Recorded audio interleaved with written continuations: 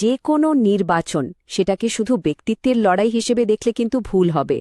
এটা আসলে একটা অঞ্চলের মানুষের আর তাদের ভবিষ্যতের মধ্যে এক গভীর কথোপকথন। আজ আমাদের কাজ হলো ডেটা আর মানুষের জমে থাকা ক্ষোভের মধ্যে দিয়ে সেই কথোপকথনের অর্থ খুঁজে বের করা। আর আমাদের ফোকাসে থাকছে উত্তরবঙ্গের বালুরঘাট। আজ আমরা বালুরঘাটকে একেবারে ভেতর থেকে বোঝার চেষ্টা করব। প্রথমে আমরা ওখানকার মাটি আর মানুষের পরিচয় জানব। তারপর দেখব ভোটের হাওয়া ঠিক কিভাবে ঘুরে গেল। আমরা ফলাফলের পেছনের কারণগুলো বিশ্লেষণ করব, মানুষের না বলা কথাগুলো, তাদের অভিযোগগুলো শুনব, আর সবশেষে ভবিষ্যতের জন্য একটা রূপরেখা তৈরি চেষ্টা করব। চলুন শুরু করা যাক। কোনো জায়গার রাজনীতির গল্পটা ঠিকঠাক বুঝতে হলে সবার আগে তার প্রেক্ষাপটটা জানা খুব জরুরি।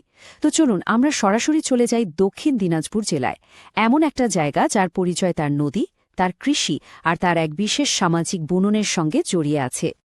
দেখুন, বালুরঘাটের সামাজিক গঠনটা কিন্তু বেশ জটিল আর ইন্টারেস্টিং। ২০১১ সালের সেন্সাস অনুযায়ী এখানে প্রায় ৭৪% হিন্দু আর প্রায় ২৫% মুসলিম জনসংখ্যা। কিন্তু এর থেকেও গুরুত্বপূর্ণ হল এখানকার জনসংখ্যার একটা বিরাট অংশ, প্রায় ২৯% তফসিলি জাতিভুক্ত এবং ১৬% বেশি তফসিলি উপজাতিভুক্ত। এই সংখ্যাগুলো কিন্তু শুধু ডেটা নয়, এগুলোই এখানকার সমাজ আর রাজনীতির আসল চালিকা শক্তি। এখানকার মানুষ মূলত বাংলার সাঁওতালি ভাষায় কথা বলেন। বালুরঘাট এমন একটা জায়গা যা কিছু গভীর কাঠামোগত সমস্যায় জর্জরিত। এটা মূলত একটা কৃষিপ্রধান এলাকা, যেখানে শিল্পের নামগন্ধ প্রায় নেই। যোগাযোগের ব্যবস্থাও খুব সীমিত। একমাত্র যে প্রধান হাইওয়েটা আছে NH512, সেটার দৈর্ঘ্য মাত্র ৭৭ কিলোমিটার। এর ফলে এখানকার তরুণদের সামনে দুটোই রাস্তা খোলা, হয় বাবার মতো চাষবাস করা, না হলে কাজের খোঁজে বাইরে চলে যাওয়া।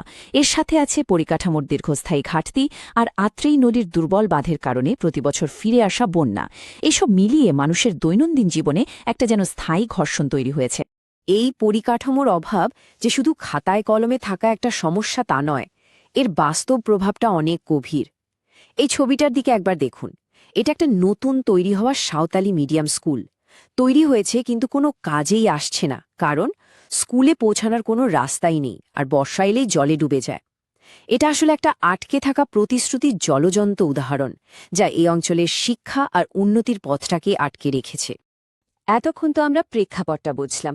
এবার চলুন সরাসরি সংখ্যায় ডুব দেয়া যাক, কারণ সংখ্যা অনেক সত্যি কথা বলে। আর বালুরঘাটের ক্ষেত্রে সংখ্যাগুলো এক নাটকীয় রাজনৈতিক পরিবর্তনের গল্প বলছে। ২০১৬ আর ২০২১-এর ফলাফলের তুলনা করলেই ছবিটা একেবারে পরিষ্কার হয়ে যাবে। রাজনীতিতে ৫ বছর কিন্তু অনেক লম্বা সময়, আর বালুরঘাটের ক্ষেত্রে এই ৫ বছরে যেন একটা রাজনৈতিক ভূমিকম্প হয়ে গেছে। এই যে বার চার্টটা দেখছেন, এটা ২০২১ সালের ছবি, কিন্তু এর আড়ালে লুকিয়ে আছে এক বিরাট পট পরিবর্তনের গল্প। একটা দলের উল্কার গতিতে উত্থান আর অন্য একটা দলের প্রায় ধূলিসাৎ হয়ে যাওয়া। এবার সংখ্যাগুলো দেখুন। ২০১৬-তে বিজেপির ভোট ছিল মাত্র ১০.৭৮%। ২০২১-এ সেটা বেড়ে দাঁড়াল ৪৭.৪২%, মানে সোজা ৩৬.৬% পয়েন্টের একটা অবিশ্বাস্য লাভ।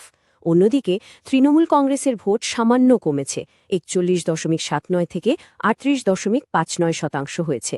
কিন্তু আসল ধসটা নেমেছে বাম ফ্রন্টের ভোটে, ৪২.৮২% থেকে একেবারে ১০.৬২%। তাহলে প্রশ্নটা হলো, বামেদের এই ৩২%-এর বেশি ভোটটা গেল কোথায়? সংখ্যাগুলো পরিষ্কার ইঙ্গিত দিচ্ছে যে এর সিংহভাগই সরাসরি বিজেপির দিকে গেছে, যা এই অঞ্চলের রাজনৈতিক সমীকরণটাই পুরোপুরি বদলে দিয়েছে। +৩৬.৬%। ভাবুন একবার, এই একটা সংখ্যাই বলে দিচ্ছে বালুরঘাটের রাজনৈতিক হাওয়া কোন দিকে ঘুরেছে, আর সেই বদলের তীব্রতা ঠিক কতটা ছিল। আর মনে রাখতে হবে, এটা কিন্তু এমনি এমনি হয়নি। এখানকার মানুষ খুব সক্রিয়ভাবে উচ্চ ভোটদানের মাধ্যমে এই পরিবর্তনটা এনেছে। কি হয়েছে সেটা তো সংখ্যায় দেখলাম, কিন্তু আসল প্রশ্ন হলো এটা কিভাবে হলো। চলুন এবার আমরা সেই কারণগুলো খোঁজার চেষ্টা করি, যে রাজনৈতিক শক্তিগুলো আর যে পরিস্থিতি এই ফলাফল তৈরি করেছে তার একটা ব্যবচ্ছেদ করা যাক। একদিকে আছেন বর্তমান বিধায়ক বিজেপির অশোক লাহিড়ী। তার সবচেয়ে বড় শক্তি হল তার জাতীয় স্তরের পরিচিতি এবং অর্থনৈতিক বিষয়ে তার জ্ঞান। কারণ তিনি ভারত সরকারের প্রাক্তন মুখ্য অর্থনৈতিক উপদেষ্টা ছিলেন। কিন্তু স্থানীয় স্তরে তার দুর্বলতাও স্পষ্ট। তাকে অনেকেই বহিরাগত বলে মনে করেন এবং গ্রামীণ ও আদিবাসী ভোটারদের সঙ্গে তার একটা দূরত্বের অভিযোগও ওঠে। অন্যদিকে তৃণমূল কংগ্রেস, তাদের শক্তিটা হল গ্রাম স্তর পর্যন্ত ছড়িয়ে থাকা মজবুত পঞ্চায়েত নেটওয়ার্ক আর প্রায় ৩৮% একটা বাঁধা ভোট ব্যাংক। কিন্তু স্থানীয় স্তরে দুর্নীতি আর পূরণ না হওয়া প্রতিশ্রুতির কারণে মানুষের মধ্যে যে ক্ষোভ, সেটাই তাদের সবচেয়ে বড় দুর্বলতা। এই যে রাজনৈতিক দড়ি টানাটানি, এর মধ্যে একটা খুব জরুরি কথা আমাদের ভুলে গেলে চলবে না। জনজীবন হল আসলে একটা সংলাপের জায়গা, যেখানে প্রত্যেক নাগরিকের মর্যাদা রক্ষা করাটা সবথেকে আগে দরকার। যখন রাজনৈতিক বিতর্ক তথ্য আর দায়িত্বের বদলে শুধু অভিযোগ আর পাল্টা অভিযোগে পরিণত হয়, তখন গণতন্ত্রের ভিত্তিটাই কিন্তু দুর্বল হয়ে পড়ে। দেখুন, ভোটের দিনের সিদ্ধান্তটা কিন্তু হুট করে নেওয়া হয় না। এর পিছনে থাকে বছরের পর বছর ধরে জমে থাকা ছোট বড় অনেক ক্ষোভ, অনেক না পাওয়ার যন্ত্রণা।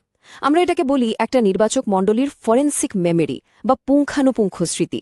আর এই স্মৃতি ঠিক করে দেয় বর্তমান রাজনৈতিক হাওয়া কোন দিকে বইবে। মানুষের মনে জমে থাকা এই ক্ষোভগুলোই কিন্তু একটা শক্তিশালী আখ্যান তৈরি করে। যেমন কাটমানি আর বন্যার ত্রাণের টাকা ৯-৬ নিয়ে একটা ব্যাপক রাগ রয়েছে। রাজ্য জুড়ে চলা শিক্ষক নিয়োগ দুর্নীতি হাজার হাজার পরিবারের স্বপ্ন ভেঙে দিয়েছে আর সরকারের ওপর থেকে বিশ্বাসটাই কমিয়ে দিয়েছে। এর সাথে আছে ২০২১-এর নির্বাচনের পরের হিংসার ভয়, যা ট্রমা এখনও অনেকের মনে টাটকা। আর যেহেতু এটা একটা সীমান্তবর্তী জেলা, তাই সিএএ এবং অনুপ্রবেশ নিয়ে জাতীয় স্তরের বিতর্ক এখানে একটা শক্তিশালী মেরুকরণের সৃষ্টি করে। এতক্ষণ আমরা সমস্যাগুলো নিয়ে কথা বললাম, এবার চলুন সমাধানের একটা রূপরেখা খোঁজার চেষ্টা করা যাক। আমরা এমন একটা কৌশলগত কাঠামোর কথা বলবো, যা একদিকে যেমন যোগাযোগের পদ্ধতি ঠিক করবে, তেমনি নক্ষর উন্নয়নের প্রতিশ্রুতিও দেবে। এই কৌশলটার নাম আমরা দিয়েছি চতুর্মুখ মতবাদ। এর ৪টে মুখ আছে।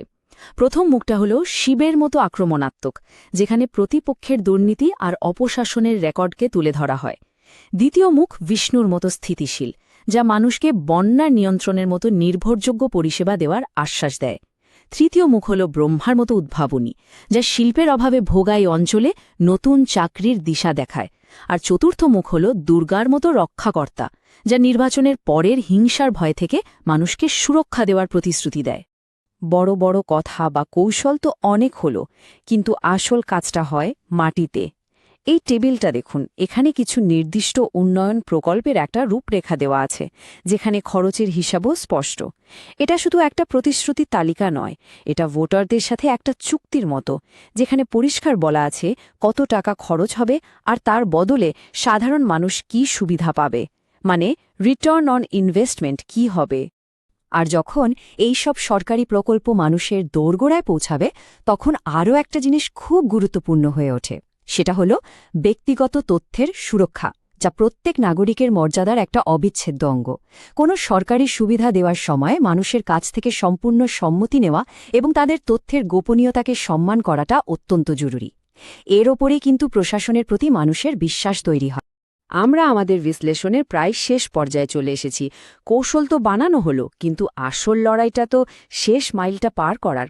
এবার আমরা দেখব কিভাবে একটা পরিকল্পনাকে ভোটের ময়দানে এবং তারপর প্রশাসনের কাজে সত্যি করে তোলা যায়। সবকিছু শেষে দলের সামনে এসে দাঁড়ায় সবথেকে কঠিন প্রশ্নটা: বর্তমান বিধায়ককে বহাল রাখা হবে নাকি তাকে বদলানো হবে? একদিকে তার জাতীয় স্তরের পরিচিতি, অন্যদিকে স্থানীয় মানুষের সাথে তার কথিত দূরত্ব। তাহলে কি তাকেই রাখা হবে, নাকি এমন একজন স্থানীয় মুখকে আনা হবে যিনি এলাকার নারী নক্ষত্র চেনেন, মানুষের সাথে সহজে মিশতে পারেন? এই একটা সিদ্ধান্তের উপরেই হয়তো গোটা নির্বাচনের ভাগ্য নির্ভর করছে। সবশেষে এটাই বলার যে বালুরঘাটের গল্পটা আসলে ভারতের অনেক অঞ্চলেরই প্রতিচ্ছবি। শেষ পর্যন্ত নির্বাচন নির্ধারিত হয় মানুষের দৈনন্দিন সমস্যাগুলো দিয়ে: রাস্তা, চাকরি, বন্যা, সুরক্ষা। আর রাজনীতির আসল উদ্দেশ্য শুধু ডেটা দিয়ে ভোটে জেতা নয়, বরং মানুষের দেয়া সেই রায়কে কাজে লাগিয়ে তাদের জন্য একটা উন্নত, মর্যাদাপূর্ণ আর সুরক্ষিত জীবন তৈরি করা। আপনি যদি একজন জনকেন্দ্রিক নেতা হতে চান এবং আপনার নির্বাচক মণ্ডলীর উন্নতি করতে চান, তাহলে blueprintstrategies.ai এর সাথে যোগাযোগ করুন। mgr@blueprintstrategies.ai অথবা ফোন করুন